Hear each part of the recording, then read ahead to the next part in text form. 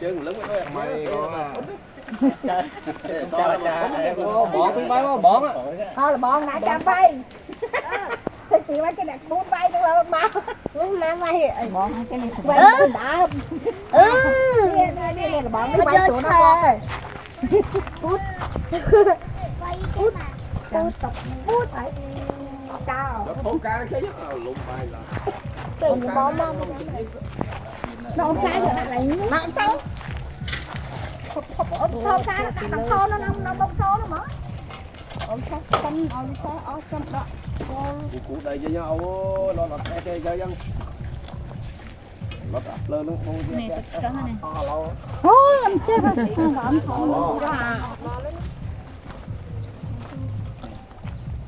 cái mai nổi hay không đi mà cố con Nạp đi con. ê tụi đi hay lắm ta đến hai chị Đặt tí nữa tao bị lớn nó về lia dọa chơi nó chơi nhá làm chơi đã lớn tuyệt Hai lắm.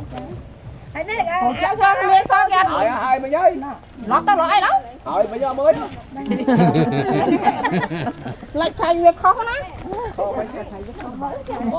đã lớn rồi Đừng đẹp mà chết rồi. bây giờ một chết đó mình hỏi hỏi Trời thoảng. phải không đó không vô Bay tích tích tía.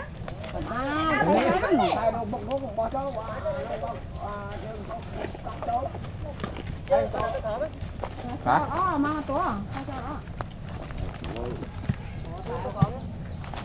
thì cứ đến nó khích chặt đứng mấy một cái Cái ấy. Bọt nè cho cua cái áp. chặt lại đầu này Ý, cái đau lắm. Trời dễ mà lắm thì trái. Chẳng bay nữa, chẳng ngọt lắm, lưng thôi là lưng than thu ấy. đây theo anh không phải Lưng than thu ấy. đầu Bắt đâu. mai được lực so mày đây tụi cáo bán nè Một lơ cho đi mà ở đấy mày. Cái bật hô tật nào nặng. không có thằng đâu ngồi tí đâu ngọt đâm hiện ra Không phèn bằng ấy đưa lắm bên tự nhiên.